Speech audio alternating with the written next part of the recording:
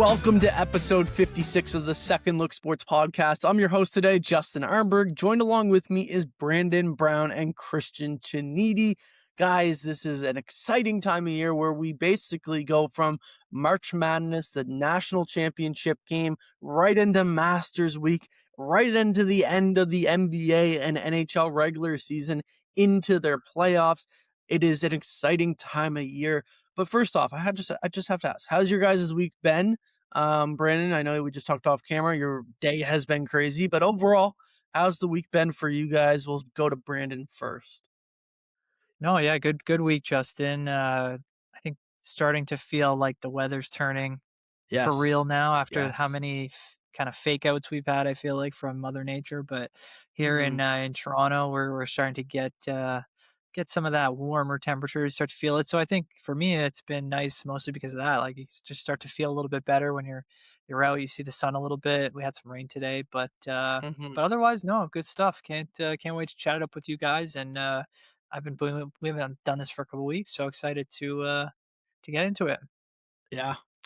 Cristian, obviously, I know that you just got a new shipment of hats. So, like, I other than Just that, a how's the week huge been? Huskies fan, man. Is that what it is? Huge Huskies fan. Yeah. No, He literally got the I've been shipment looking. in 20 minutes before the podcast. So, I nice. switched hats. I had a Jays hat on, and I'm like, I've got to rock the Huskies here. No, I've been looking for some Huskies gear for a while. Are you just switching up? Listen, brother, I got a Jays hat. I got a Husky / Raptors hat. I got a Leafs hat. Like, I spread the wealth around. But no, I mean, in that respect, in terms of like how I'm doing lately, yeah, I mean, Leafs are obviously very out of it. We're doing reverse standings watch as opposed to playoff tune-ups here.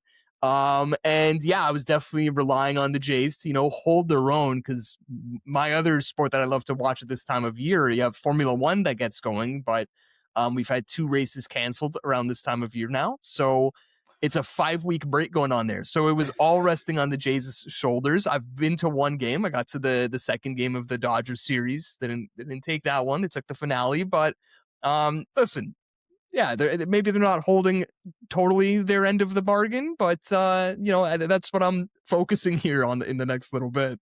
Was that the hot dog game that you were at?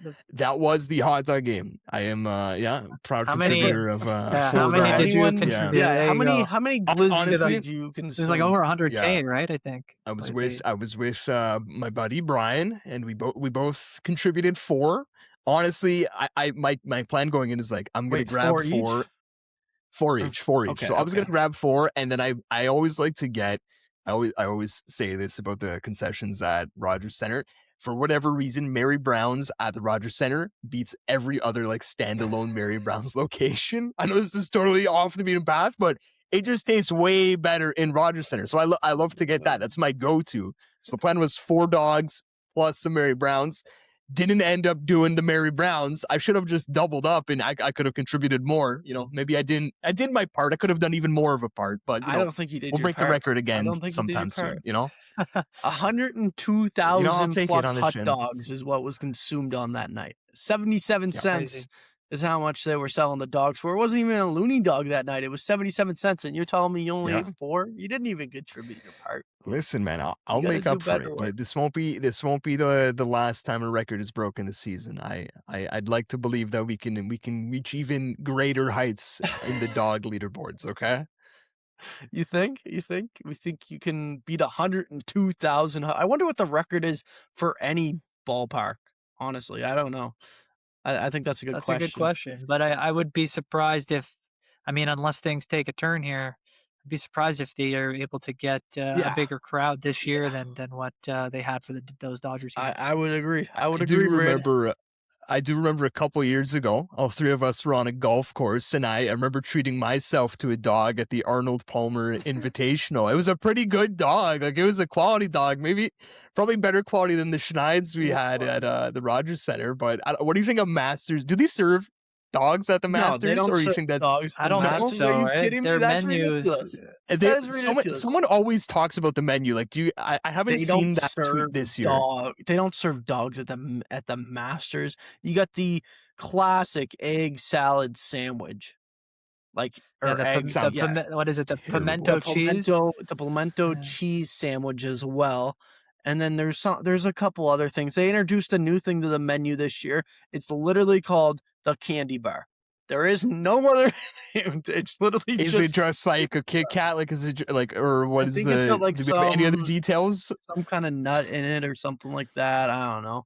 I just know it's I'm called the looking- candy bar. Some in-house chocolate bar. Okay. From what I can Yeah. see, they do not offer a hot dog. They got like Yeah, see, I 5 told you. sandwich or wrap type things. Club. They got an egg salad, pimento cheese. We talked about chicken salad. I do want to know about this candy bar now. What's like the price on this thing? Like, is it like $12? Well, that's the great thing about the Masters too is like everything is actually very reasonable. Yeah, I don't know, super Okay. cheap, man. like you don't know candy doesn't even say candy bar. It just says candy, legit. Oh, does so, it? I mean, $2 yeah, for like that. Alright. literally the most $2, expensive wow. thing is $6 on this menu, and it's beer. Yeah. Okay.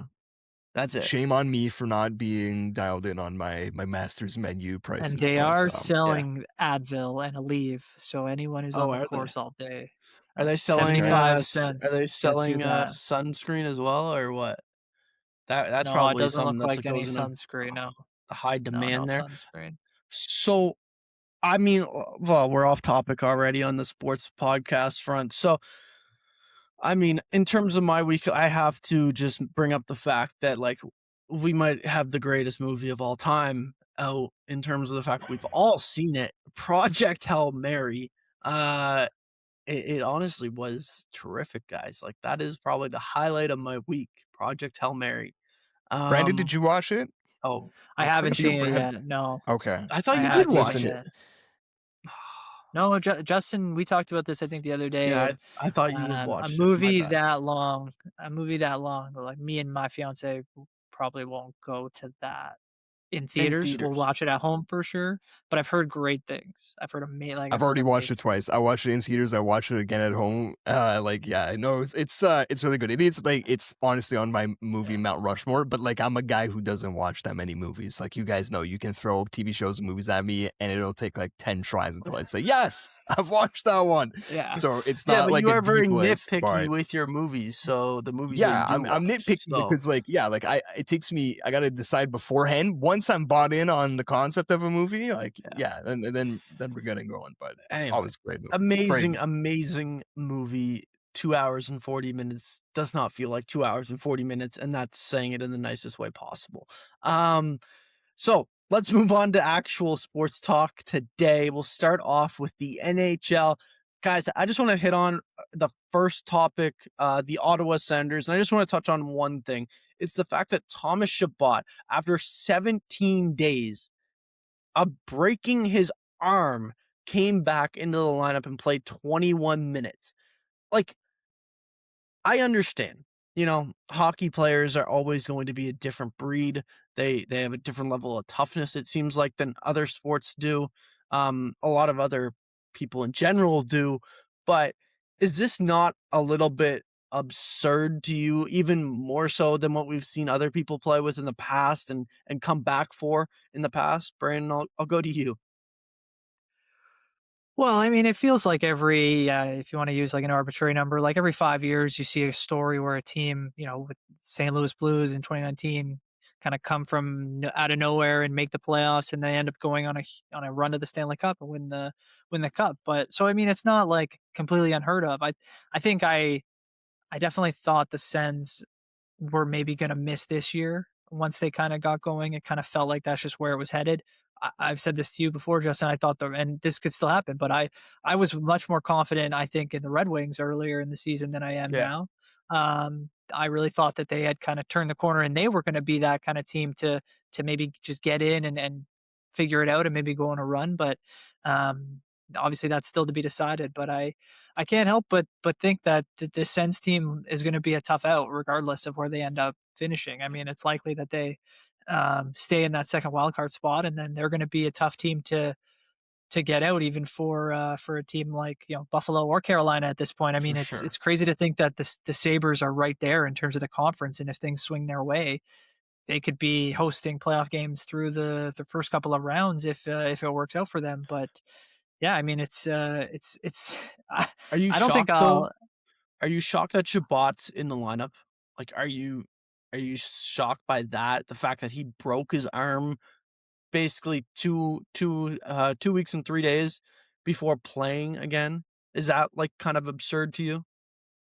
Yeah, I mean, it's definitely, a bit of a risk, but I think that these guys are going to have incredible care and they're going to have great treatment. And if he is saying he's okay to play, and the doctors or the team staff is allowing him to go, I mean, there must be some level of confidence that he's at a percentage where he obviously is not endangering himself, but also Mhm. is able to play at a high level. So, I mean, Yeah. I'm not really shocked that if that's the decision made, it's not like he's going rogue and is saying, I'm playing no matter what. I mean, maybe there is an element to that if there's a level of pain or anything that he can kind of, take on by himself. But like, as a group, I'm sure they're just making the decision that they think is best for the team. And I'm excited to see what he can do to help them. But I mean, I don't know.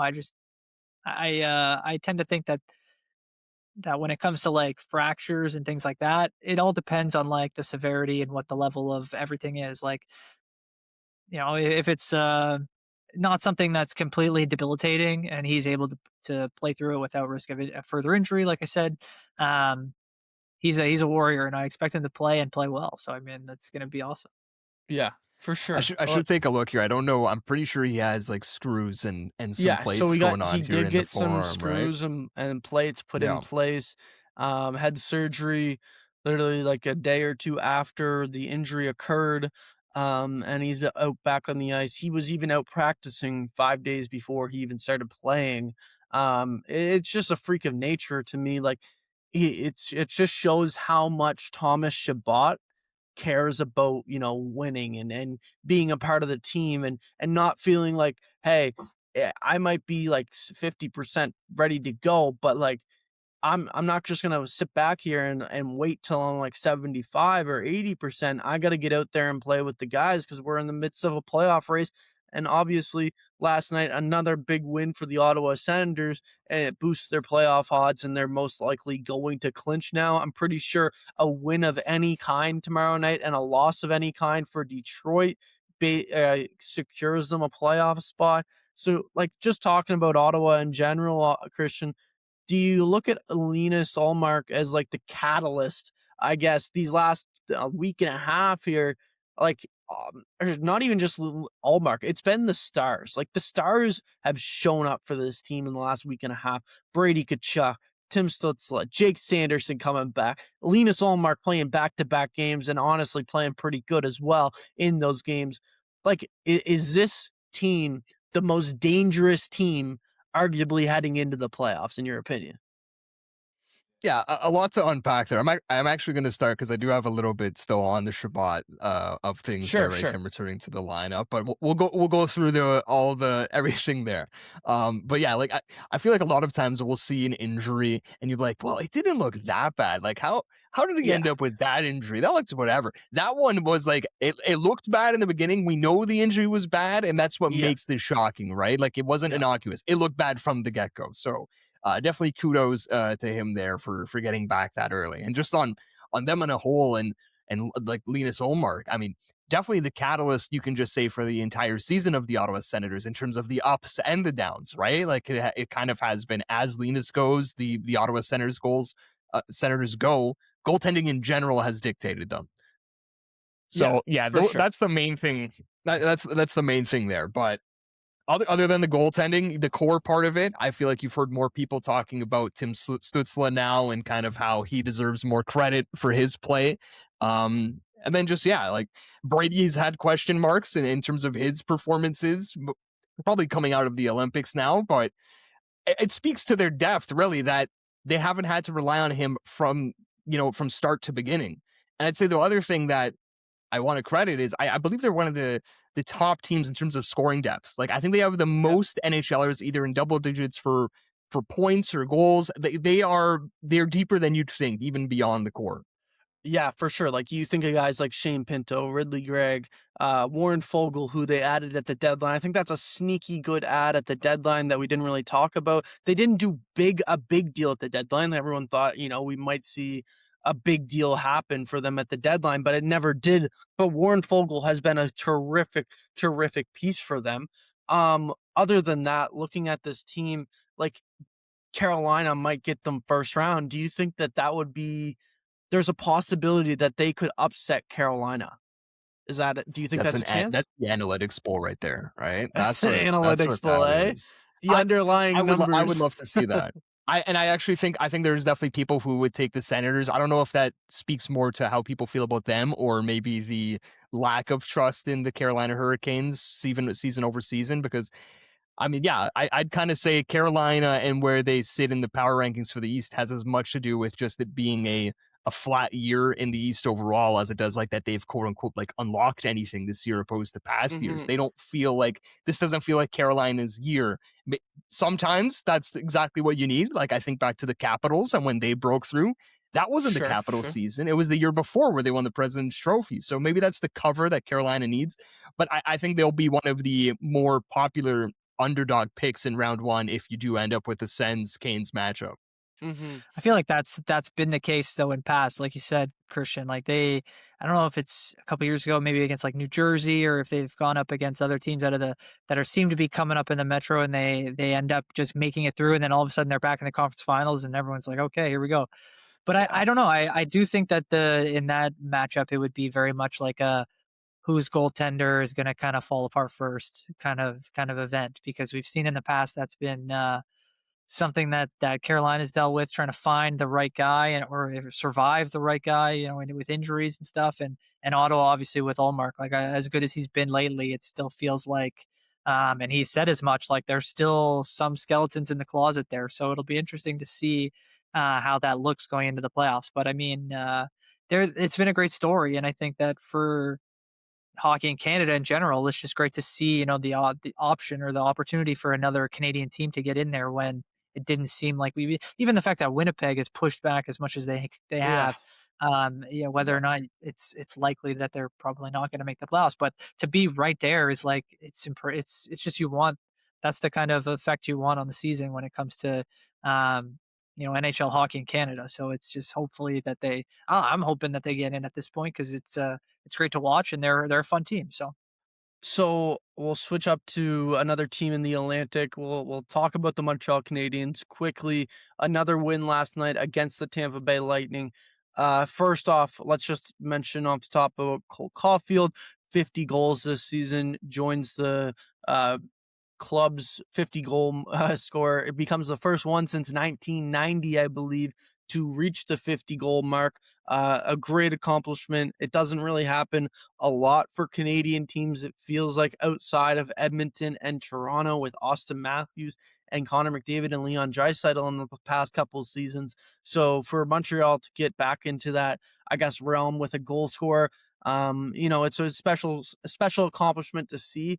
Talking about the team in general, though, I wanted to ask you guys the question about this top three in the Atlantic is obviously still congested. They separate a little bit last night with Montreal now in second place in the Atlantic with 104 points. Tampa Bay in third with 102, and Buffalo in first place with 106. There's still a possibility that Montreal could face either Tampa Bay or Buffalo in the first round. Which matchup do you think which matchup do you think favors the Montreal Canadiens more? The Buffalo Sabres or the Tampa Bay Lightning? Christian, we'll go to you first. Yeah, I don't think you can overthink this here. I think you would want the Buffalo Sabres, even if it's by way of like, I really don't think home or away, whatever advantage you end up with for either team, I think that's what you're going to want here.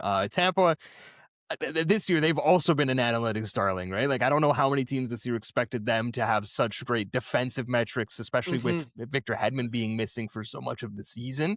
Whereas I think there is a lot more that you can poke holes in for the Buffalo Sabres. They feel like they've been a team that's kind of risen to the moments, but also how sustainable is it? I think you can question. And Montreal they have that little bit of experience from last year, and I think they pushed the Capitals. I don't know how many people thought that they would look as good as they would in that series.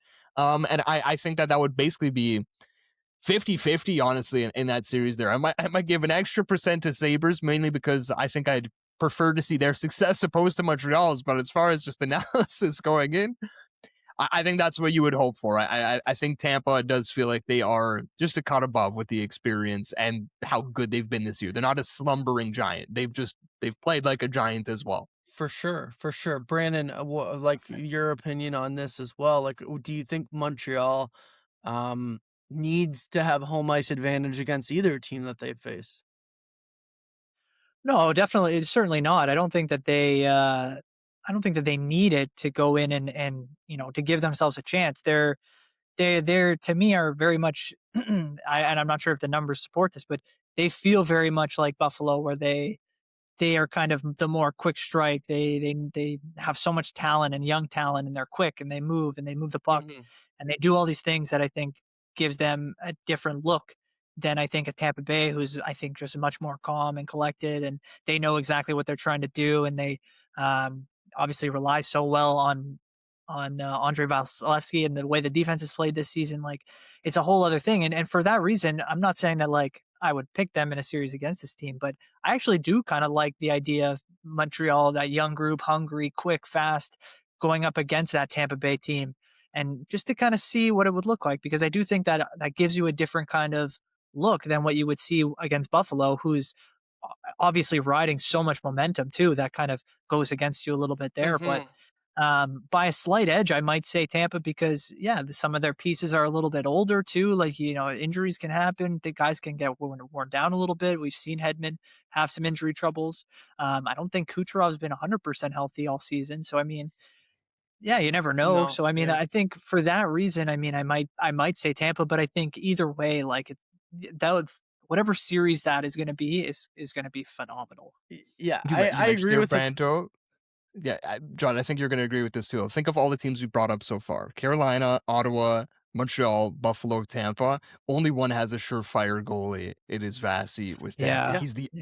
He feels like that's a defining factor. We've seen bad Vasi playoffs, but it is far and few between the really good you're ones. right too. Like, the difference between Vasilevsky and then what you're looking at with Buffalo, with like whether it's UPL or Alex Lyon, like it's just a cut above. Like, it's so true. Like, that would be a factor in if you had the choice. Like, I think maybe most smart hockey people would say we'll go with the team that has the more unproven goaltending. So I mean, that's fair.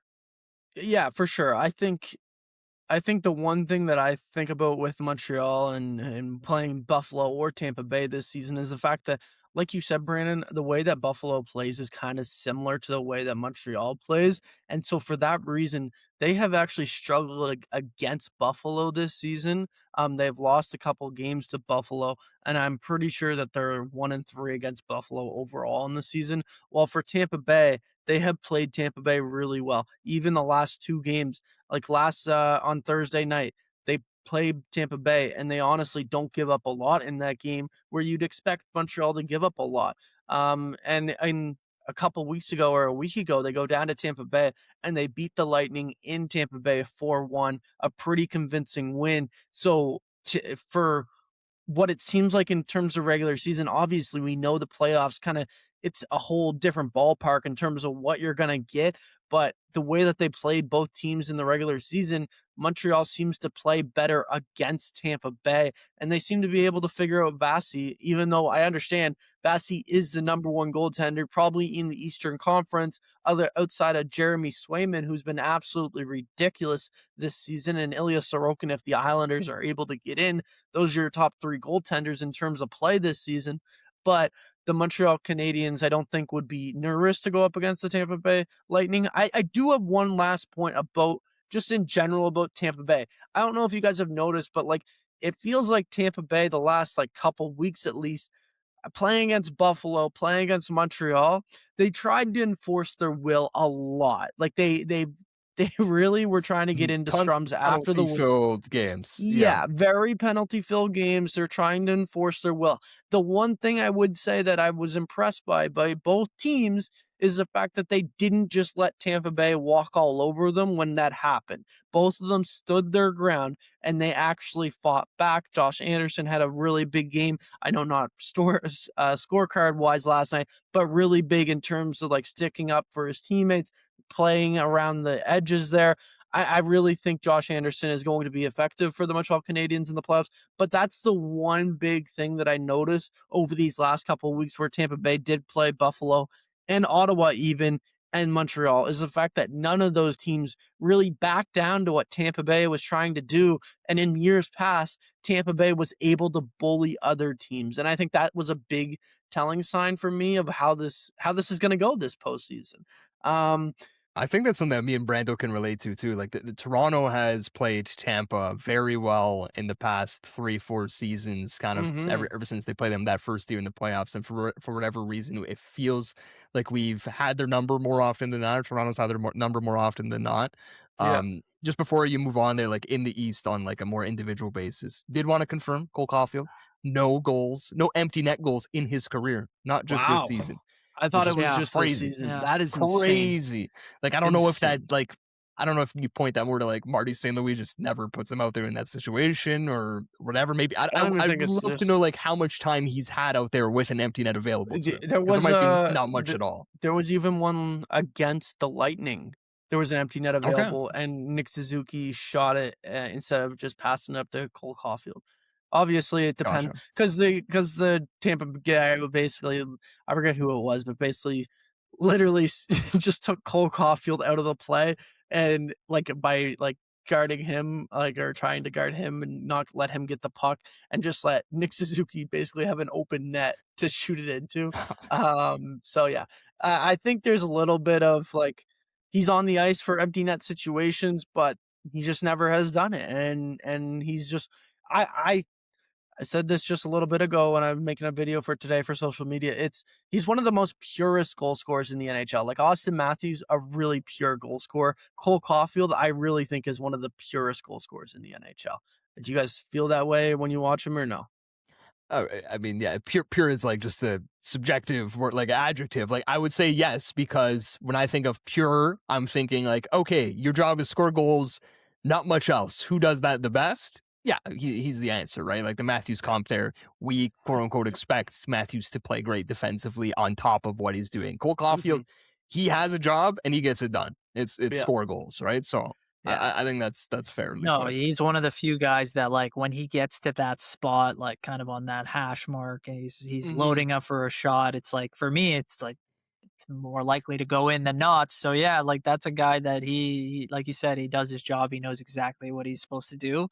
And he's got the talent to do it nearly every time. It's incredible how much he's been able to accomplish so quickly, and at his size and everything that comes with that. So I mean, it's great, and I'm so excited. Yeah, I'm excited to see how he continues on as we get into the postseason and what they're able to do. I did love him. Yeah. Yeah, I loved the interview he had this week where it was like, are you nervous? Or like, are you thinking about it? Yeah. It's like, no. He's getting, it was good. It was good. He's getting better and I think this year especially, he's done a lot more, like in terms of with the media and being like kind of obviously Nick Suzuki is like their leader, their captain, but like he's becoming like obviously their number one goal scorer, and I think in a lot of people's eyes he's becoming their best player, and I think that there comes a kind of a je ne sais quoi with that, where he's done more. More media. He seems to be obviously with 50 goals coming up, like more interviews. He's been in some commercials. Like I feel like when he first came into the league, he was maybe a bit awkward. He wasn't necessarily that guy. And obviously, like we talked about his size, like it just didn't feel like he was ever going to kind of grow up to this point. And now, like I can't wait to see. He's only like 25, I think, right? So I can't wait to see what he's like at 30. Like is he without being French? He's going to be like the next Martin St. Louis, I guess. Like who's going to be just like kind of that star at that size, and like with him there in front of him, like the perfect guy to kind of lead him. Not only is it like the goal scoring ability all over the ice for him, but he's got like two signature traits that he's kind of developing. He's known as the most clutch player in the league, I feel like. He's got the most game-winning goals this season at 12, and then his signature spot seems to be right at the goal line at the bottom and just go up and over the shoulder of the goaltenders, or even tuck it in behind their back sometimes. That's what it seems to be with him. Yeah, you're right about the leadership part. I feel like he's taken a step there this year. I don't know about best player on the team. I feel like that's Nick Suzuki by a landslide right now. I think that Nick Suzuki, what he does 200, like in terms of his 200-foot game, you talk about number one centers, like he's entered that threshold this season. Like even last year, it was like, Nick Suzuki's really good, but he might be better as a 2C on a championship team. No, this season he's at 98 points. Like he's proven he's like an Alexander Barkov type player where he can play both sides of the puck, put up points, and be an underrated type player, if you will. But I just want to touch on one more team before we go to the West in the East, and that has to be the Pittsburgh Penguins. They clinch a playoff spot. You know what? This team at the beginning of the season, I remember listening to 32 Thoughts and Elliot saying they're the one team that is actively trying to lose games while that, like, everyone else. Pods in a row. Like you were not allowed to even think anything else because every source in the world is telling you like this team is not trying to win. No, Yes. I'm going through it right now. Is there anyone who's going to be challenging Dan Muse for Coach of the Year? Like this is an interesting conversation because I'll ask you guys point blank. So are you saying Dan Muse should be Coach of the Year? Is that who you're saying?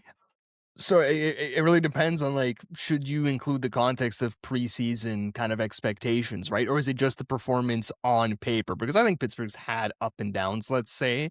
And maybe you can point to Ottawa and say, oh, Travis Green, look, they're playing like a juggernaut, like their goaltending has sucked, whatever. But I think on the whole, if you're saying the team came into the season and the betting odds were for them to be anywhere from 30th to 32nd, and they're in the overall standings here, they are 8th. Yeah. I don't know if you have anyone who can beat that. I think it's definitely, just to add on to that, like I think it's who, for me, the Coach of the Year is like who got the most out of, not necessarily the least, but who got the most out of their guys that you maybe wouldn't have expected. And part of that is season to season growth. And part of that is, the ability of some of their younger players and then some of their veteran players to mix. And for all of that to work, it's on the coach. And I think that's why I would have Dan Muse as the Coach of the Year as well right now, especially if the standings kind of flatten out where they are. I disagree with you guys. I disagree because you guys, I understand where you're coming from in the sense of why Dan Muse should be considered for Coach of the Year. He's had a terrific season, but I think the way a lot of these Coach of the Year awards have gone now is the fact that, hey, it's most surprising team. It's not the best team. I think when we're talking about Coach of the Year, it should be the guy that led the team to the best regular season. It doesn't have to be that every season, but Jared Bednar has never won Coach of the Year, and he's had a phenomenal season behind the bench of the Colorado Avalanche. Their goal differential is basically it's plus 95 right now. Like, talk about a team that our coach is getting the most out of his guys every single night. This team has been rolling all season long. They had one blip where I think they lost 3 or 4 games in a row, and that's literally been the worst point of their season. Toronto beat him, man. I'll never forget it. Can I have to this argument? What was that? Can I have a counterpoint to this? Sure. Go right ahead. How many Jack Adams does John Cooper have? 0. And that's the other thing. Like, I think it should be between Bednar and Cooper this year. That's my point. So you're saying the Jack Adams should basically be the Hart Trophy of coaches. That's fair. Like that's a fair argument. I think there are seasons when you can have an unexpected coach win Coach of the Year. But I think that they have to be a team that is in first place in the league. I don't think you can have a coach or first or second, whatever. I don't think you can have a coach that is just second place in their division, 10 points off the lead of the division. I get that Pittsburgh was supposed to be absolute dog water this year in terms of they weren't supposed to finish any higher than maybe 31st in the league, but I still think you have to respect the fact what Jared Bednar has done for the whole season and has guided this team to a President's Trophy. That's my counter argument. And I think that Cooper also fits into that mold because, listen, If you look at what 100% his he team does. has done without any of the players that he's expected to have for the course of the season, like Braden Point's been gone for injuries, Braden Hagel's been gone for injuries, Victor Hedman's been basically only there for like 15, 20 games this season.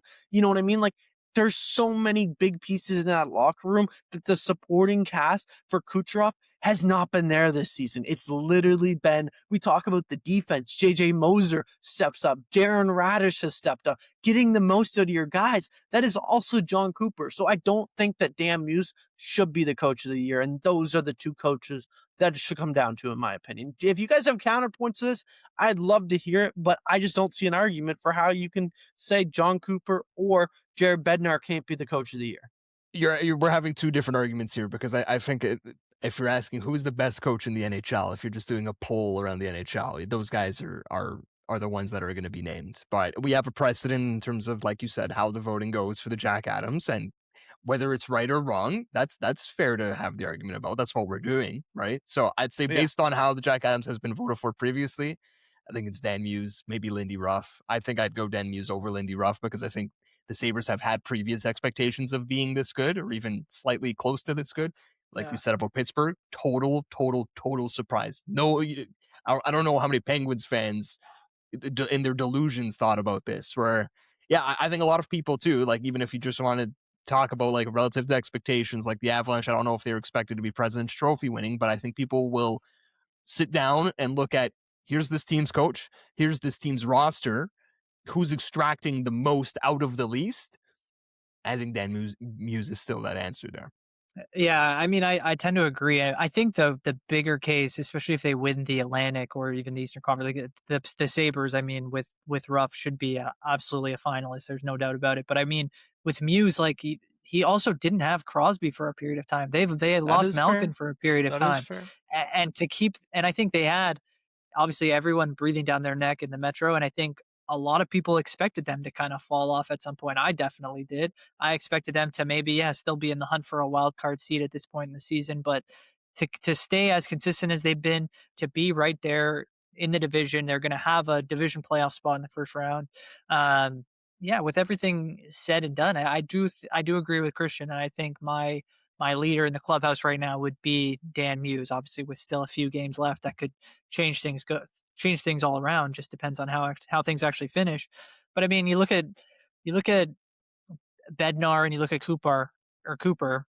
Cooper has maybe the best goalie in the league, and Bednar has maybe the best player in the league. So I mean, I'm not saying that, I'm not trying to take away from their coaching abilities, but I think people do understand, and especially the voters, like these teams are great, and they are going to be where they are, maybe not necessarily regardless of who the coach is, but if you have one of the better coaches in the league, which both of those teams do, there's an expectation that those teams should be at the top of their respective standings. So, I mean, I think that maybe that's not fair. I think Bednar and Cooper obviously are more than worthy of winning a Jack Adams in their career, but in a season by season basis, like, you do got to look at the jobs that these guys do and what it takes to get into the playoffs, or to get closer to a Stanley Cup than this team's been in years, right, with Pittsburgh. So for sure, I think one of the players that you could even mention about, like, that has been there for all or the whole season for Dan Muse, and Dan Muse is like, I wouldn't say Dan Muse totally changed his career around,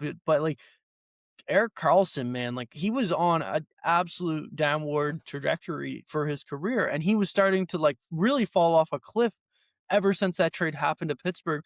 And this season, he has really turned it around and honestly gotten back what a lot of people were expecting when he first went to Pittsburgh. And Dan Muse has done a great job. I will recognize that.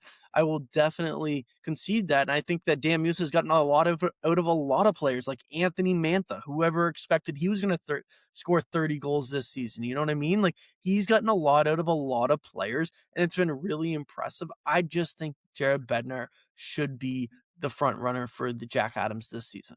We can switch up and we can go to another award debate, because I think that we all have different opinions when it comes to this award as well. The Hart Trophy.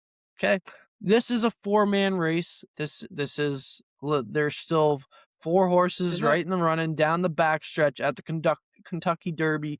Who's going to pull away? It's only 0.3 of a second left, 3 games left in the regular season. You have a track left as well.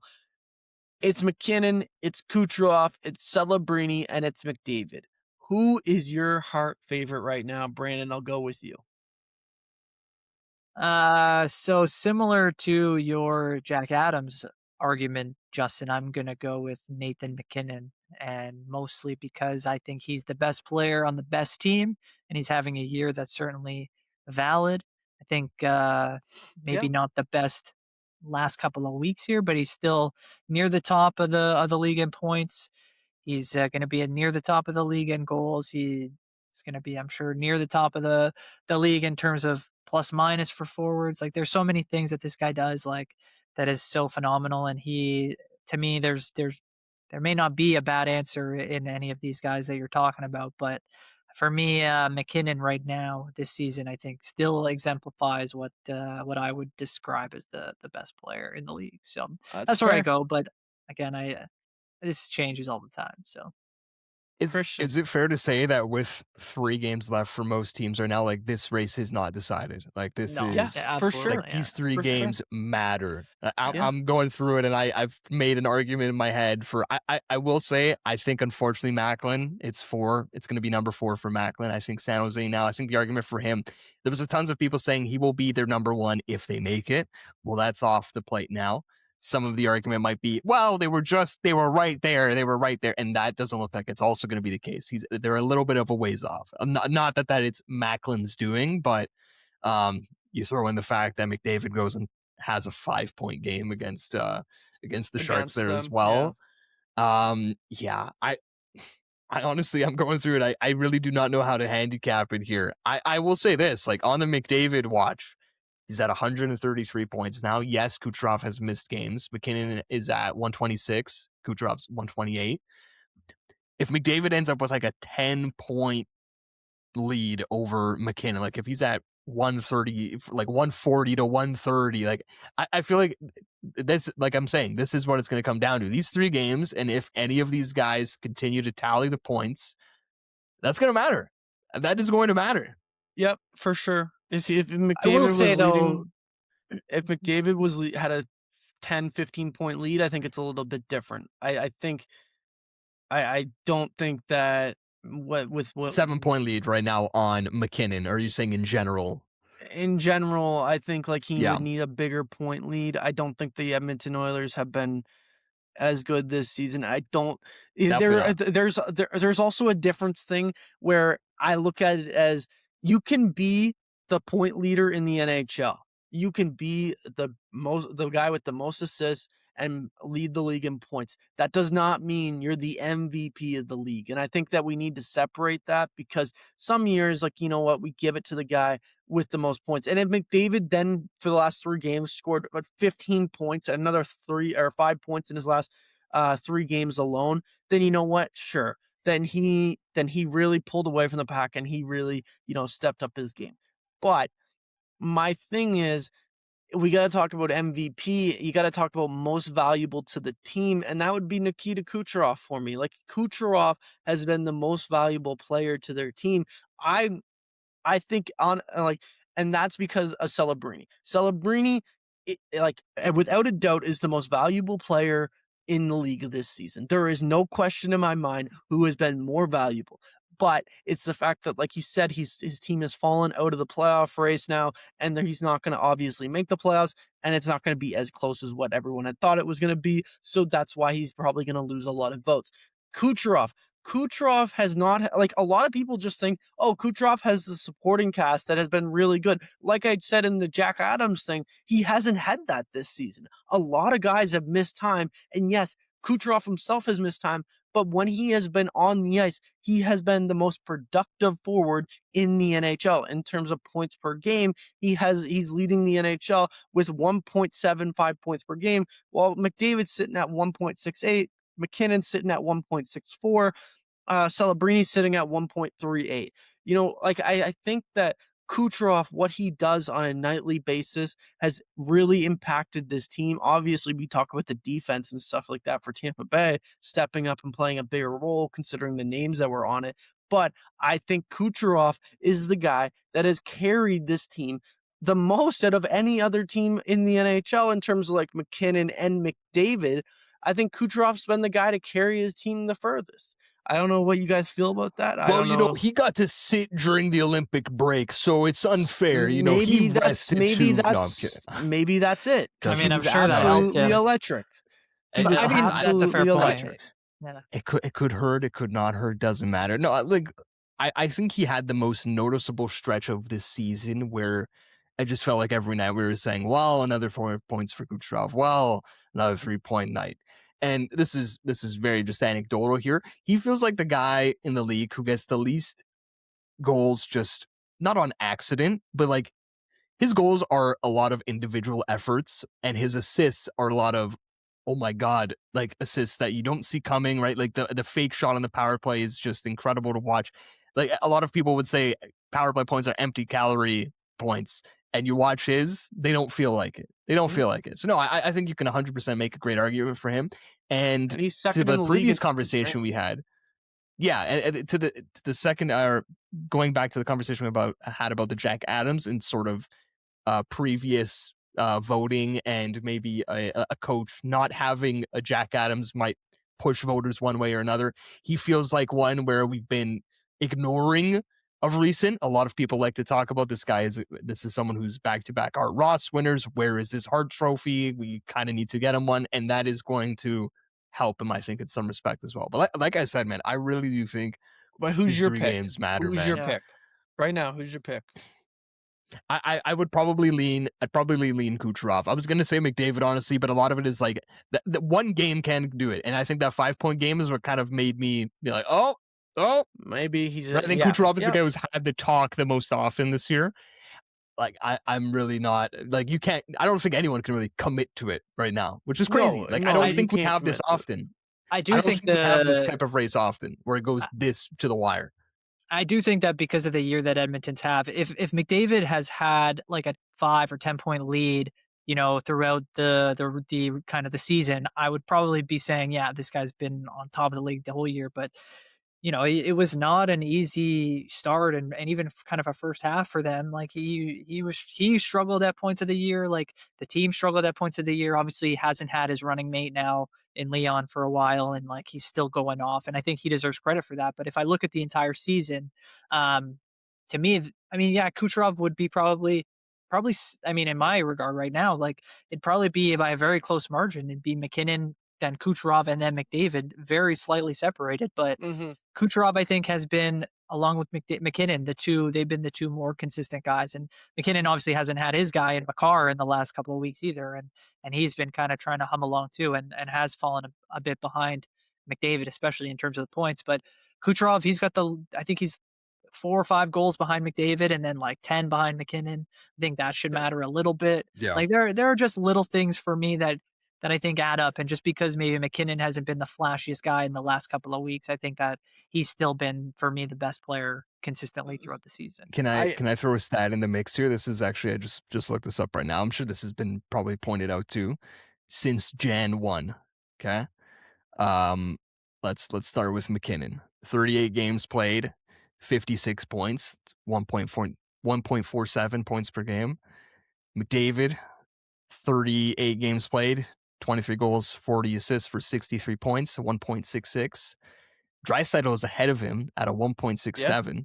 So right. Mac at 4, McDavid 3, Draisaitl 2, and Kucherov is 38 games played, ridiculous. 77 points, 2.03 points per games played. It's ridiculous. So that is a crazy lead he has here in the back half. And some people would say all points are made equal. Like a point is a point is a point. Probably would prefer my points to come in the back half of a year when the games matter a bit more. It's recency bias. It's a recency bias as well. You got to think about that. As well. Voters have recency bias. They do. They really do. Yeah. So we're talking about the games. Sometimes they're bowling races, man. This is a really good heavyweights, bro. Like, but I do think too, like if they end up losing the division to Buffalo, like I mean that's gotta hurt them in the smallest amount too. Like I'm not saying it's gonna be the deciding factor, but if you're the best player in the league, like you should probably win your division. I mean, McDavid's going through the same thing, but the crazy part to me is we talk about these guys and you talk about heavyweights. These are the same three guys that we've been talking about for the last 5 years. Like they don't slow down. These are the best three players in the world.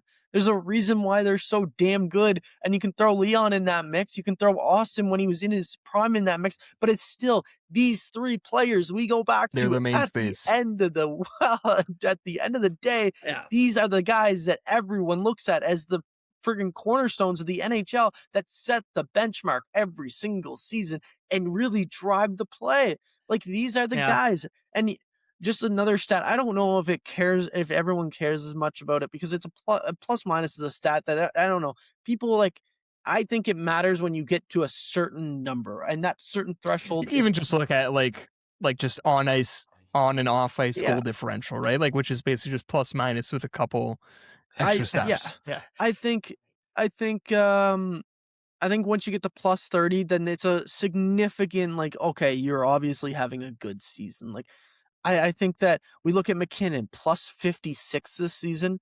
It's ridiculous. Kucherov plus 44 and then McDavid plus 16. I do think there is a little bit of gap. I do have one question for you guys before wrapping up this Hart debate. And I do think it's the tightest race we've seen in a while. Even when Austin Matthews scored 69 goals, I felt like that season, and when you talk about getting someone their first Hart, it was about getting MacKinnon his first Hart that season. There wasn't even though Matthews had scored 69, it was MacKinnon just scored 140 points. He's got 50 goals this season. He had 90 assists. He's gonna win the Hart Trophy. He deserves it. He's been the best player in the league that season. Now this season, like you said, we have no idea. These last 3 games mean a lot to these voters, and it's going to determine which one is actually going to walk away with a Hart Trophy at the end of the day. And you know what? Legacies do get impacted by this. I do have one last question, though, like I said, and it's the fact, when you look at the supporting cast, who do you think has the weakest supporting cast over the course of this season? Is it Kucherov, is it McDavid, or is it MacKinnon? And who has the strongest? Let's just because I think MacKinnon has the strongest supporting cast. He's had that the entire season. I would agree with that. And I think that Tampa Bay has had the weakest. McDavid has Draisaitl. Yeah, they that's have why I'm I can't. He doesn't have Draisaitl and Bouchard. He has Bouchard, who has 90-some points this season as a defenseman. That is ridiculous. We're not talking about it enough. Yeah. No, those are definitely fair points too. I have another stat. The even strength goal differential for us here. Connor McDavid, 41st in the league at plus 20. Nikita Kucherov, 3rd in the league at plus 49. Nathan MacKinnon, plus 66. Now, to your point though, this supporting cast matters because guess what? Nathan MacKinnon's line mates are really, really, really, really good. Natchez is going to hit potentially 100 points this season. That's ridiculous. He is second. Natchez is second. Yeah, I think if the problem is Draisaitl plus Bouchard exists, right? And I think that might be what takes the Tampa roster down. And Kucherov isn't going out there with the fourth liners. You know what I mean? I think we've narrowed this down from 4 to 2. That's what I'm going. Yeah. With. I don't think, and I know that some it's not that McDavid's not the best player in the world. He probably is the best player in the world, but he's not the MVP of this season, in my opinion. And there are stronger factors to say that there are 2 players that have been. You won me over on the MacKinnon argument. I didn't even I thought MacKinnon honestly should be 4 in this race before talking about this. But now, thinking about it, he might be 2 or 3.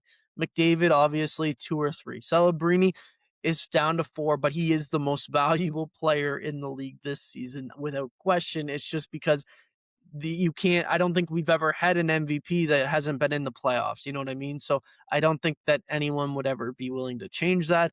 So I don't think you're going to get Celebrini in the MVP ballot anymore, or in the final 3. It's going to be Kucherov, MacKinnon, and McDavid. And these final 3 games are going to determine it. I think we've had really good discussion on this, though. I think it's time to switch it up, maybe go to the Toronto Blue Jays, talk a little baseball, because you know what? while some people might be overperforming on season expectations, even, living up to their expectations, the Toronto Blue Jays have done anything but that. And it might not be because of anything but injuries. You know what? The injuries have hurt them a lot this season. They're already down several starting pitchers.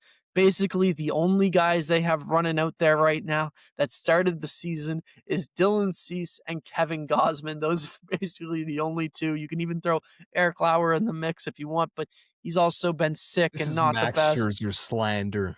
Max Scherzer left the game against the Dodgers with an injury, so we can't say that he's healthy anymore. The picture is still very much painted. Yeah, no, the picture is painted. Yeah. So anyway, the offense, I know, Brandon, you want to touch on the offense, but in terms of the injuries, do you guys just feel like they're going to get these guys back at some point and we're going to see a healthy and better Blue Jays team? And right now they're dealing with bad luck. Do you feel like that's the case, or do you feel like it's, like you said, Brandon, talking about offense, do you feel like it's more so that?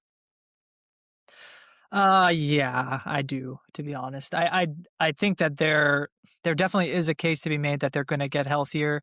And obviously on the pitching side, I would say 50% of their starting pitching right now hasn't been bad. And that makes sense why they're about, just under 500. Mm-hmm. And I think the percentage is going to grow as the season goes on. Obviously, when you can look at guys like Trey Savage and Jose Barrios, even, and hopefully eventually Shane Bieber, these guys are going to be in the rotation at some point, and that's going to lead to at some point a pretty good 4 or 5 man rotation. Mm-hmm. I can't stop believing that. That's otherwise there was no point of any of this. But for the most part, I think the issues with this team is going to stem from the offense. And if they're not able to kind of get something going in terms of, whether that's finding a lineup that works for them, finding spots that are advantageous for guys like Okamoto and Dalton Varsho, there are guys this year that need to have above average or above their average seasons in order for them to compete on an offensive level. And that's going to include Vladimir Guerrero Jr. too. He can't go out and have a below average season. He needs to at least be himself. If this team's going to have any hope of surviving games against, some of the better teams in the AL in terms of staying afloat and getting a wild card team, I think they're going to be there at the end of the season in terms of, a playoff team, a wild card team, likely in my opinion. But whether they're in there at some point the season, they stay there, or they are just in the race throughout the summer, I think the season's not lost. But I am concerned that they might not, just like we've seen in years past too. This is not new for the Blue Jays. Last year they struggled to start the year. They really did. Yeah, and then they exceeded expectations, obviously, and went on a run. Talk about wins with 5 runs plus and all that stuff that they did, the comebacks, the ability to have such a quick strike offense. That's not been Blue Jays baseball, before that time for the last 5-6 years. And then, for them to be able to put it together and have multiple seasons consecutively in terms of success, it's hard to do. And I'm not going to fault anyone if that's how it goes. But I am concerned that, again, that's just the offense, whether or not they're going to get consistent production from a lot of these guys. I just haven't seen it yet. And that's, I think, the one thing to be concerned about. But the one thing that is helping the Blue Jays is the fact that the rest of the American League East has not woken up that much either, except for the Yankees, who have started 8-4, but they started 8-2 and have lost their last 2 games. The Baltimore Orioles are 6-6. Toronto's tied with Tampa at 5-7, and then Boston has obviously struggled the most to start the season at 4-8. So I do think that, even though the Toronto Blue Jays have struggled to start the year, it hasn't hurt them as much as what it could have hurt them. They got to obviously get it turned around here at some point and get a good string of health going. But like you said, Brandon, last year they didn't start playing good until end of May, early June. And it wasn't until that Canada Day series when they took over the division lead against the Yankees, where they swept them, that it actually felt like the Toronto Blue Jays were playing good baseball. You thought it might come to an end at some point in June, and then that I really say it's the turning point of the season, even though they had already started winning. That series against the Yankees really lifted them and propelled them into what turned it into being a World Series run. So yeah, the season is still young. I think baseball is the one sport, even though it has the most games, you lose one game and everyone is losing their minds about losing one game out of 162. Whereas the NFL, it's like you have 17 games and you lose one game and you're like, we'll go get them next week. You know what I mean? Like, it's kind of crazy how it works, like the disparity in games. But Christian, like looking at the lineup, what do you think is the biggest reason to concern right now with the Toronto Blue Jays? Yeah, I mean, listen, as much as sure, I honestly think that like the sky is falling versus like, you know, it's 1 out of 162 is maybe even as much like a market / city thing than it is a sport thing. So we seem to have a tendency to fall into the sky is falling category. And just making like generalities here, baseball is the ultimate it's early sport. And I think like you talked about, we went through that last year. We did go through that. I am a firm believer now in the David Popkins effect, because I really do think you don't end up with, it basically just felt like every single player on the team had either a bounce back or career year, maybe except Vladdy. And then we all of a sudden saw what the playoffs look like. That's what 2025 looked like for the Jays. I don't know if that happens kind of out of the blue on 9 individual bases. I think that speaks to systems. I think that speaks to the hitting approach, and I think that speaks to the coaching. So for me, what I've been dictating is, if you're a believer in the David Popkins effect from last year, you have reason to believe in it this year. They had some good spring training performances. I was just looking here at some of the guys, like Dalton Varsho was hitting 380 in spring training, Nathan Lucas 333, George Springer above 300, Barger 300, Josh Kastovich looked great. Like, there was so many guys who looked good. And some of them have brought that into the early going. Like, I think we're all pleasantly surprised by Jesus Sanchez's start. It hasn't been as great in the very recent games, but I think that a lot of people probably didn't even think he'd be a factor. He might have been more just of a bench bat. It looks like someone who can give us what we were hoping Santander would give us, right? At least that like half health Santander from last year. So why'd you have to bring that up? You know why? He's occupying the Tony Taters role, right? So I am keeping the faith here on the pitching. I mean, on the hitting side, and I have the faith on the pitching side, like you guys, right? Like, I don't think we can worry too much about that. Yes, they're going to be stretched thin. Like, that is the thing, right? Where the health does matter more on the pitching side, because you are then taxing the guys who are still around a bit more, specifically in the bullpen. We're getting Volf Vader in here, Austin Voth and Joe Mantiply and some of these guys, right? It's not great, but I can also remember seeing like Easton Lucas in the rotation last year. Like, these guys come and go. I am choosing to keep the faith with the Toronto Blue Jays. I think the bats will get going as they did last year. Well, and I mean, if the pitching gets better, they might not have to average, a crazy number like they did last year. Like, if they can just get 2 or 3 runs a game, and the pitching comes in and can gets healthy and looks good, then they can hold teams to that level too. Like, for sure, it might just look different than last year. That's not to say they can't figure it out in some capacity, but they can't. On that side, when guys are hopefully getting back healthy at some point, like they got to get going. Otherwise, it's hard to turn it on for half a season again. I was just gonna throw on there like the fact that like there are some other favorites, I would say, that are projected to be favorites in the AL this season that have started off slow as well. Like, you have Detroit, who's 4-9 right now.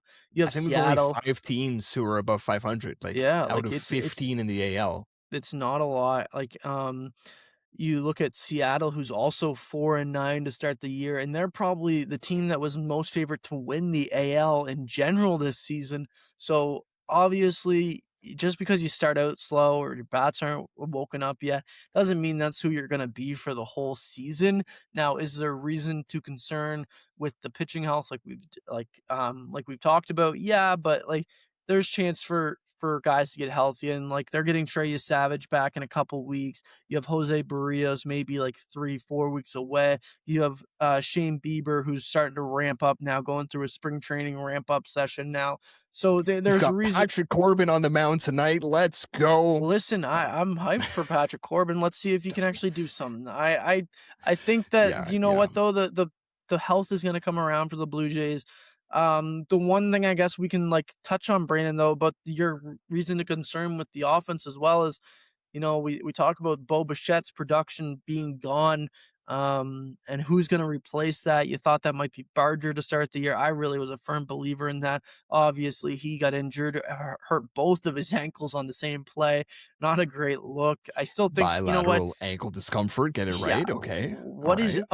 First of all, what are up with these? Like, why is it every single time they leave a baseball game, the first report is discomfort? Like, why is that the bilateral part of it? I honestly wonder if, like, if you throw a little bit of jargon in there, it just makes it so that no one's asking a follow-up. Like, you just have to, if you're a reporter there, like, you're just going to nod along and be like, okay, gotcha. And in your head, you're thinking, what did you just say?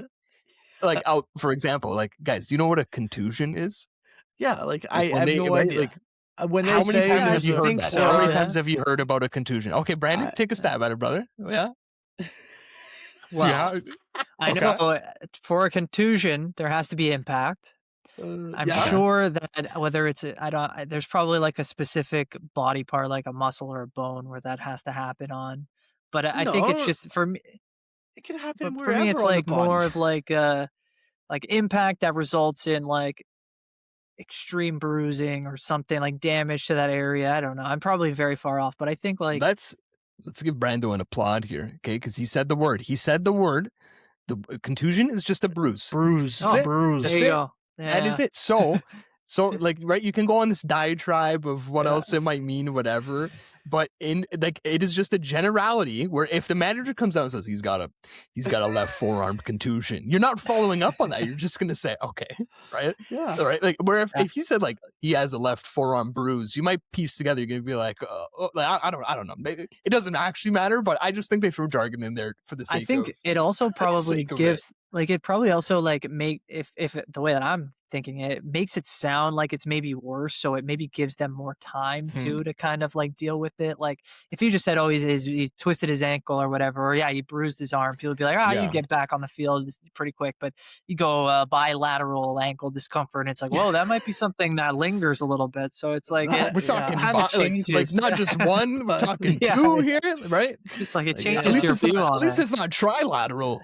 I'm kidding. Anyways, I like it. Also, I guess gives them more flexibility to like leave it broader when they first say what it is. And then exactly you can later define it. But like still, I don't know. Every single time we just hear, oh, he leaves the game with left forearm discomfort or left forearm concussion, or oh my gosh, I just screwed that up. Concussion. Concussion. So like I think that I don't know. I think that the Blue Jays eventually will be fine. But let's talk. I just want to circle back to the Bo Bichette production thing. Are you worried that no one's gonna fill that void, Brandon, this season? Yeah. That's it.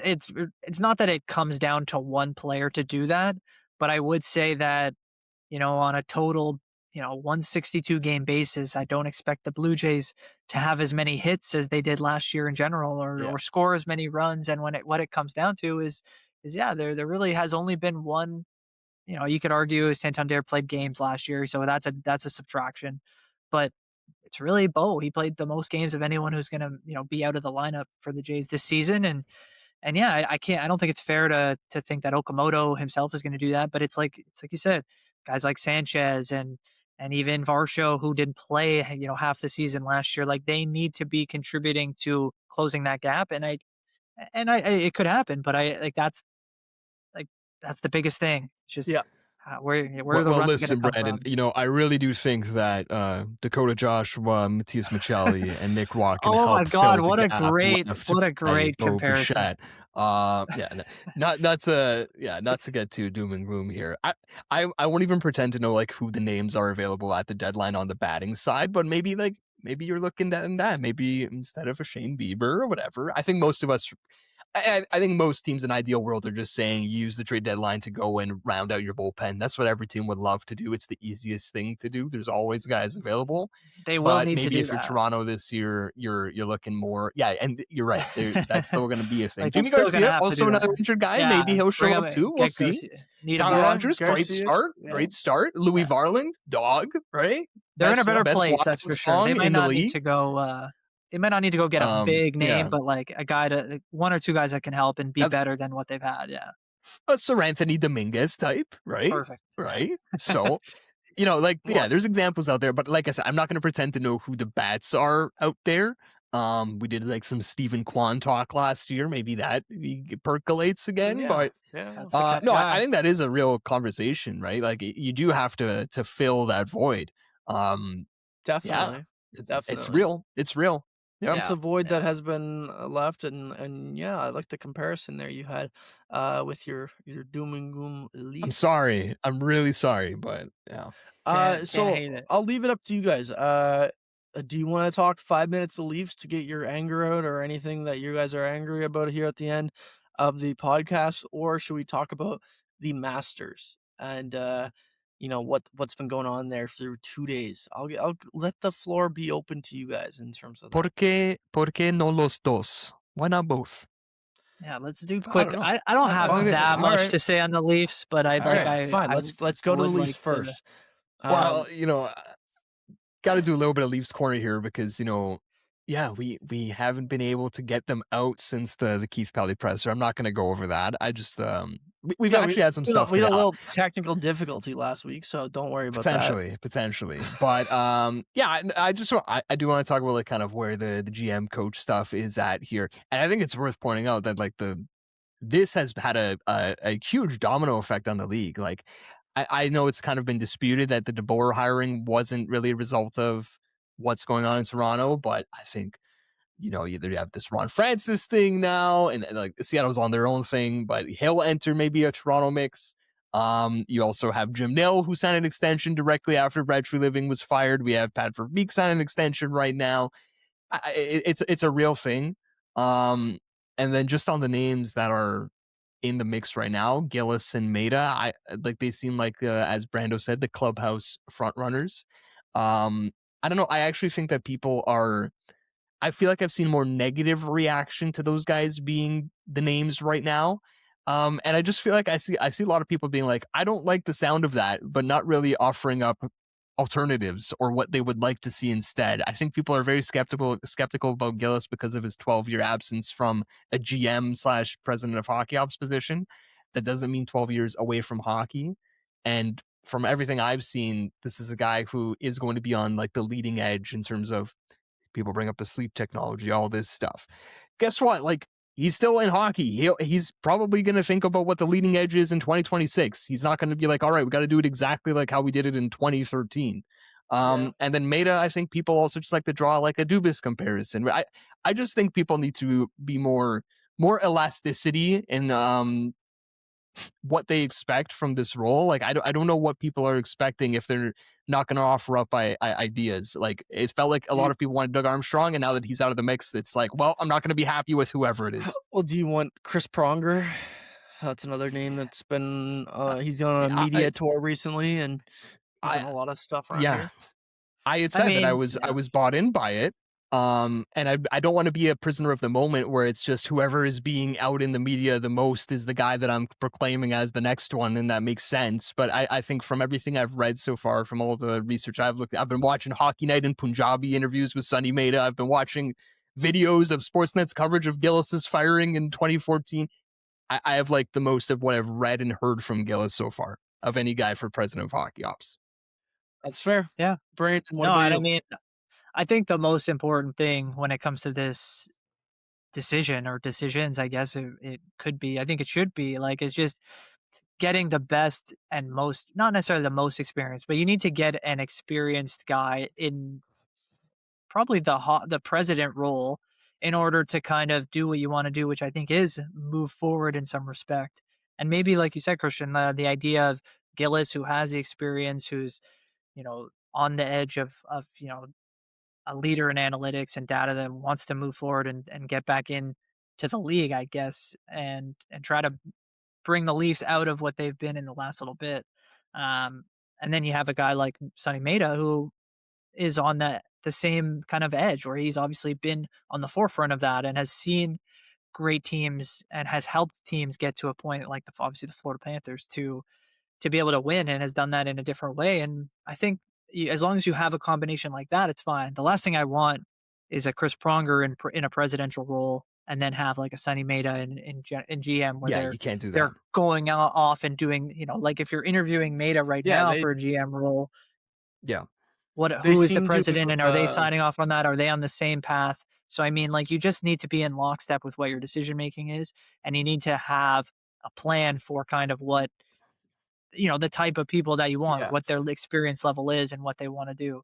So, I mean, in terms of I was just going to say, Pronger and Meta seems to be like total separate sides of the spectrum in terms of what they. But I mean, but if you think though, like you could easily, I think, convince yourself that you're saying, "Oh, I got the hockey guy, and then I got the analytics guy." I agree with that. I do agree with that. But then, like you said, I think that's not necessarily the best way to look at it. You also have to say, aligned.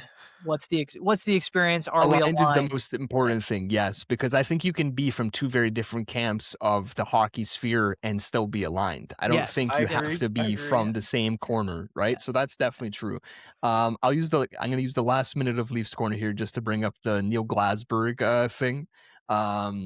He is he represents coaches and executives in the NHL, and he is also the one that has been hired as the executive search firm by the Leafs to go and find executives. So some people, I haven't seen talk about this at all. I've seen some other people really talk about the potential conflict of interest here. One person. I think as the days have passed, I think as the days have passed, we're realizing it doesn't seem to be as big a deal as some make it out to be. And I honestly, the more it's one. Sure. I'll say some, it's one. I will also just say, no, I will say some, because that one is quoting other NHL execs. So it seems that there is more that, like, there's people. It is a plural, which is fine, whatever. People have motives and ulterior motives, whatever. I don't know who is right and wrong, but I will say, I think that Toronto, honestly, if you want to talk about like not totally, what's the way to put this? Like, this isn't not cheating. What's the word? What do we say when a team is trying to go for a player when they shouldn't? Like, they're not technically allowed. Tampering. Why did I forget what the word tampering was? Oh my gosh. This feels a little tampery from a Leafs perspective, where you can be like, hey, we want Sonny Meta. Let's hire the guy who represents Sonny Meta. So I think a lot of people have been looking at it from the Neil Glasberg perspective. Why not the Toronto perspective? Like, it's probably in Toronto's bench interest if you want Sonny Meta to get the guy involved who represents him, because the New Jersey Devils also fired their GM and they have previous experience with Sonny Meta. So yeah. And I really just feel like he's the front runner. I don't know if it's this ownership group for the New Jersey Devils, the previous one, that when he was in the organization, they really liked him and thought he should be higher up. He was the head of the first full-time analytics department in the NHL. He credits himself, and has been credited by other people, for in Florida, basically being the secret sauce to how they've been acquiring players under the radar, so to speak. It's what Dubas was supposed to be the biggest thing about his Toronto tenure. We're now seeing him doing it in Pittsburgh. Yeah. But Sonny Meta has been credited with that in Florida. I do have one question about that, because I did hear on Kipper and Bourne, Kipper talk about the fact that Sonny might be the guy that didn't really think that they should be offering Sam Bennett the contract that they did, and then they go out and sign him. Do you like that? If that is the case, do you agree with that, or do you think like I guess here's what I would think, and I think this also goes to the Gillis point, and Dubas. People would say right now, I think there's a lot more supporters of Dubas right now than, let's say, in the third quarter of his Leafs tenure. People learn on the job, right? Yeah. I think Kyle Dubas knows he's made some mistakes as GM of the Toronto Maple Leafs, and he's been able to make different choices as the Pittsburgh Penguins GM and president of hockey ops. If you're Sonny Meta, do you probably not take that opportunity and say that was a blind spot It ended up great for us. Thank God I wasn't the one on the final call there. How do I adjust no. for my This next is this decision? latest contract. This is this latest one. Okay. So the Okay. 8x8. Okay. So That's what Kipper was how do talking most about. people feel That's about what that? How do Kipper was. most people feel about that I contract right think now? people feel like that's a steal of a contract. No, What is his number? 6 something? his number's 8 million for the next 8 years. Well, now Okay. 7 years. So I think this year's honestly hard to judge him for because the yeah, Panthers have just been so out of it. So, and a lot of what you're paying for there is the playoffs. So yeah. it's more jury out in that case, is what I Yeah. would say, honestly. But what are you trying to say then? Just like that because of that contract, he's like the perfect guy. No, Like, I'm saying that people like Kipper said, like he was the one that he didn't want to go and sign Sam Bennett to 8x8. He thought he was more Yeah. 8x6.5. The And pushback is that would have been a mistake if Sonny Meda had the final call there. That you Right. would have that wanted they to maybe retain. wouldn't have got him signed or whatever. Yes. because of So that. I mean, what I would say too is That's why you you know, need the part of what experienced hockey guy in there correct. to lead him Like in the you right want the direction. mix. Yeah. The only Yeah, and difference also is that Maeda might have more power at this point than he would in Florida to make a call, but I don't think it would be like a unilateral call. You would yeah, still maybe have other people to look at and say, "Hey, why did you allow that? Or why was this, why did you as a group or as a duo, whatever, decide to make that happen?" Right? So like yeah, yeah. it's all relative to what it looks like. Like he would in Florida where they have a ton of guys who are very smart on both sides of the ledger, whether that's business, whether that's hockey. You know that they're gonna, come together as a brain trust and make the best decision for the team. In Toronto, you didn't really know who was coming together and doing what. yeah. You knew there was Who a lot of was doing people yeah, involved, literally. but yeah, like Literally. you didn't really know like who was. I mean, for the most part, you knew who was making the final call, but like what all went into those decisions. Some of these Yep, contracts, some of these sure. trades. Yeah. If you got a bunch of people helping make decisions, but if they're not the right guys and not the right people, that's how you get to some of these failures that they've had. So, do you guys have a pick on who you want to be the next general manager of or president of hockey operations for the Toronto Maple Leafs before we go to the Masters? I feel pretty solid in my grounding on of the names that have been bantied about so far, and new names might emerge. This is part of what's Yep, for sure. apparently going on behind the scenes in terms of they could be waiting around for guys who are still with teams, right? And that's Yeah. a complicating factor of the names that are publicly out there. I would feel very good with Gillis plus Meta right now. I've been successfully convinced on that front. Yeah. Brandon? Yeah, I mean, I think for me right now, just because I feel like, and I agree with Christian, like I think I would be very satisfied with that in that scenario. But it just feels like that's the direction we're headed. So it's hard for me to be I like do think so. to Yeah. pluck someone else out of another Yeah. job. Like I don't really think that anybody else who's available out is really. I looked through this list and it really isn't a long list, Yeah. at least at the GM position. For example, like here's a name who we've talked about it. What is Steve Yzerman looking like in the future? That's the one. Who? That's the one. So, for but me is he? But I don't think it because his like His track obviously, record, like, though, I wouldn't want to. I don't know. It's that now a doesn't mixed seem like bag. great. It's a That's mixed what I bag mean. is what It's it not is. necessarily because of his resume, but I think he's the type of guy that the Leafs would love to put out there and say he's. They had Shanahan. Yeah. And I think if you like, he gives you like that name recognition, like, and that's similar to Pronger, obviously with less Yep. experience. Like I think they would love to have like that kind of like statuesque figure leading the team and being the guy who represents the Maple Leafs at the highest level.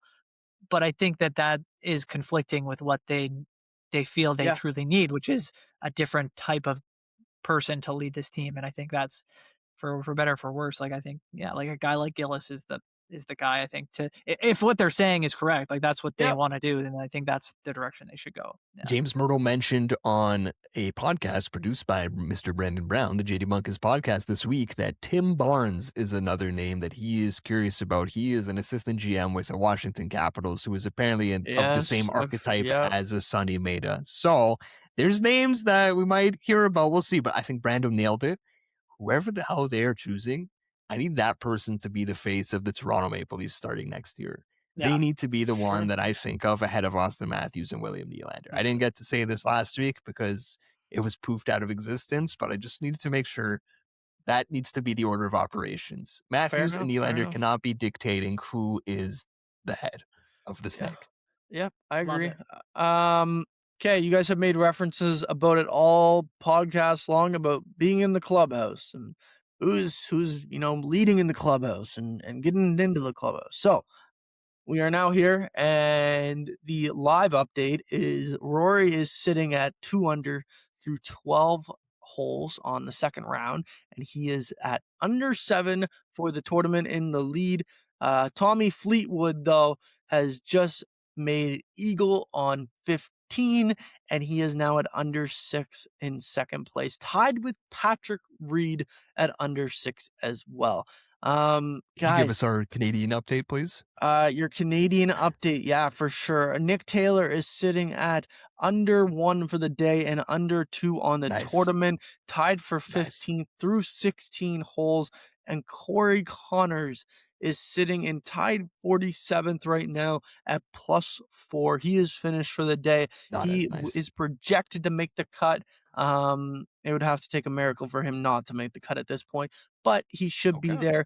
Both Taylor and Connor should see the weekend at least, and that's a huge plus considering Nick Taylor has not done well at this tournament in the past. I would say Corey Connors has been the one who, for the Canadians at least, who has been the best one at this tournament. Tommy Fleetwood, obviously someone that struggled a long time on the PGA Tour of getting it done. Him and Rory McIlroy are the two guys at the top right now, along with Patrick Reed. Like I said, Scotty Scheffler had a terrible day in terms of his expectations. Not terrible day in terms of golfing. He still shot just 2 over, which is you ask anyone about going that. Most people would take being your worst day. Like, yeah. You come home and you're like, God, I just had a really bad day at the course. Oh man, like, dude, it's okay, man. Like, it happens. 74. I was 2 over at the Masters. Crazy. Yeah. Insane. Yeah, I thought about that as soon as I said that. Can I ask a dumb question before we get to like the really, important questions? Sure. Okay. I just want to know where this guy who I hear all this hype about for like the past 2 years, as someone who isn't as in tune with golf, where is Mr. Ludwig Oberg? Because I don't know how many times I can hear this guy brought up before. He's tied for 24th. He shot under 2 today, and yesterday he shot over 2. So he's now even on the tournament. It's not a bad position, but considering what he did at the Players a couple weeks ago and that choke job, I don't think that this is going to be a great tournament. Well, why do I keep hearing him brought up every major for the past 2 years? Like, I would have thought, I thought you were about to say, Justin, I really thought you were about to say, like, at the Players, he was awesome. So that's why people were. He had a 3-shot lead and he blew it and he lost by like 2 or 3. Okay. Yeah.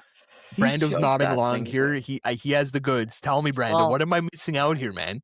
No, I mean, that's the thing about Oberg is like he is so talented and he's obviously one of the better young Europeans out there, and he's been, I think, a popular pick to win some tournaments over the last couple of years. But he loves to put himself in position on a Sunday, and then whether that's in the lead or chasing, and then he becomes kind of the favorite, and then he falls apart. Like it's really unfortunate for a guy, like I said, who likely will win at some point in his career. Like this, it's not going to go on forever, but like he's that guy right now where you look to and it's like, what could be? Because he always seems to be hanging around.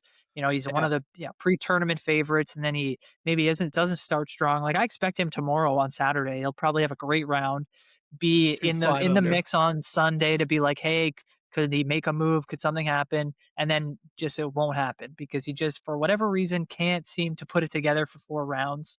Like I think he's like 25, 26, so he's got tons of time to figure it out. But like, it's a guy that I think a lot of people wanted him to kind of show that he could be one of the next group of young players to come through, and just hasn't been able to do it. Whereas a guy like Scotty Scheffler, not to compare too much because Scotty's a bit older, he's had a little bit more time, but when he was the one to be called on to be kind of the the next multi-major winner or whatever. Like he kind of rose to the occasion, where a guy like Oberg, unfortunately, to this point has kind of faltered from that. So maybe he Okay. comes through this weekend. But yeah, like definitely a guy that to keep an eye on over the next couple of years, because he's going to win at some point. It's just, when is that going to kind of break? And if he gets a major here soon, it probably will start to kind of come together for him here.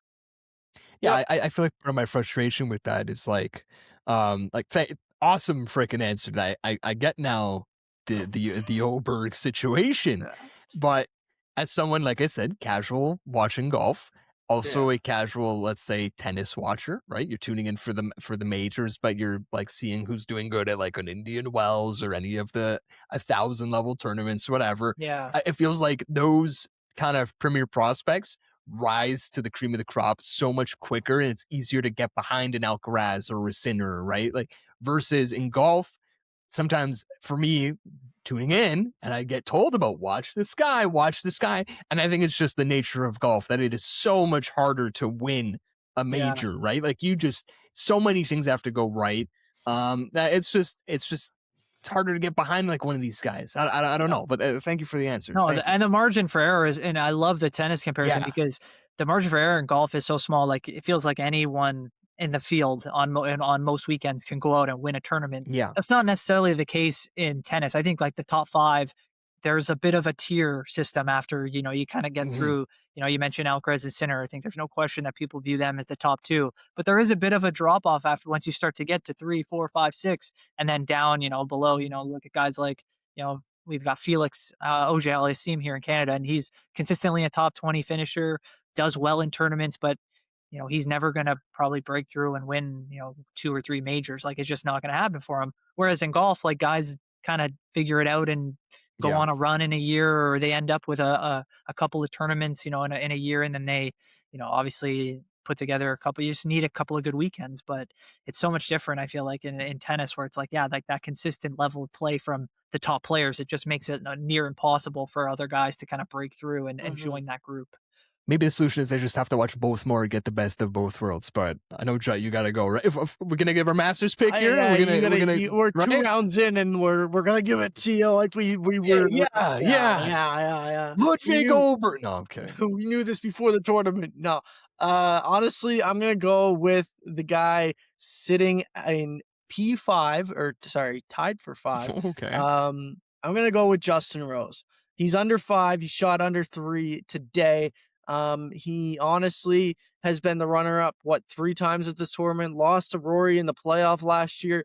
I think he's looking like he's gonna get it done this week. And honestly, just like Rory, it would be nice to see him actually get across the finish line here and get a green jacket, because he's been so close so many times. What about you guys?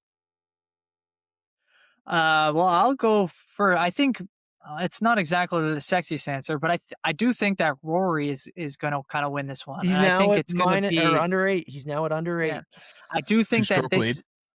the way he was talking this week going into it, like he was very confident, and I think that's showing early on. I think it's going to continue, and it might help start a bit of a run this season for Rory, and maybe go out and win, two majors this season or something, because he seems like a whole different guy ever since last year. He obviously winning the Masters for the first time, and he didn't have as much success later in the season. But I think part of that was just like, yeah, the whole pomp and circumstance of winning for the first time, getting the Grand Slam. I think that kind of derailed the rest of his season, but he still had some great showings. And I think this year he's come in, obviously had the injury early on, but now he seems good to go. And I think this could be the bit of a run, but don't count out their buddy in number 2, I believe still is Sam Burns, and sneaky good player who's won before.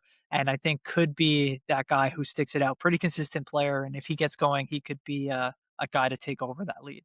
All right, so who's the guy with the least amount of golf knowledge that will probably end up winning here? Because that is Christian right now. That is Christian. Yeah, give me Nick Taylor to beat Rory McIlroy in a playoff after both guys bring out their hockey jerseys. Nick Taylor from Winnipeg. I may have just looked that up 2 seconds ago. So he'll have his Jets jersey on, and then Rory will come out in his Keith Pelly Leafs jersey, and I mean the rest is history. Like that's how he loses the playoff, right? So, tune in next week for more golf picks from me. Yeah. It's funny. That's Hopefully your the pick. Masters. Nick Taylor's your pick. That's your pick. Give me Chris Goddard. He's another guy I heard a lot about a year ago. So that sounds like Yep.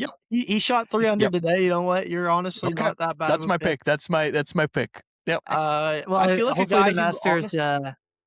I feel like a guy honestly who Christian might like a lot is Max Homa. Like just the vibe of the guy. I feel like Christian would actually like Max Homa. That should be your homework for the week. Just look up Max Homa and see if you like the vibe that he gives, because he's very laid back. Okay. He's a very sociable guy. Like he's a guy that you would, I think, enjoy a lot. Guys, is Bubba Watson still around? Can I pick him? No. I'm out of names. I know. Pretty sure Bubba. I think what did he shot? He was playing because he's obviously a former winner, so he gets the invite. But I don't think he's playing much on the tour this season. No. Did Jordan Spieth catch Tiger Woods in majors yet, guys? Right? He's supposed to be like right? Not quite. Bubba Watson actually shot +5 over the course of the 2 days. Because doesn't he have he has a green jacket, so he has an automatic invite, right? Yeah, okay. That's why that's the end of the pod. We get to see our boy Mike Weir. Yeah. We get to see our boy Mike Weir every year. That's Mike Weir shot +10 over the course of the 2 days. With all this I don't know if you guys saw this, but he I don't know if it was this morning or yesterday, but Mike Weir actually I think hit a patron with one of his shots. Yeah. Oh, man. Not a good look. What Jason Day, isn't his wife Canadian? That was a story like 5 years ago, right? Yeah, Jason Day is honestly he's at the top of the leaderboard right now. He's at under 5. He's tied for 5th. Like he's doing good. I remember Dustin Johnson winning the US that's major another guy at that's had a good. He won at Chambers Bay, and it literally looked like a course that was made in hell as far as golf is concerned. So, yeah. That's hilarious. My camera's giving me a temperature warning. We should go. Oh, yeah, we gotta go. We're wrapping this thing up. It's episode. The takes are too hot. Yeah, the takes are too hot. They know that Christian's absolute full of crap right now. So, yeah, this is episode 56 of the Second Look Sports Podcast. I hope you enjoyed it. I hope you made it this far. You probably didn't, but who knows? Enjoy the weekend. Enjoy the Masters. We'll talk to you next week, right before the playoffs, with a playoff preview of the NHL and possibly the NBA if we're feeling like it. Who knows? But anyway, have a great evening, and we'll talk to you later. Peace.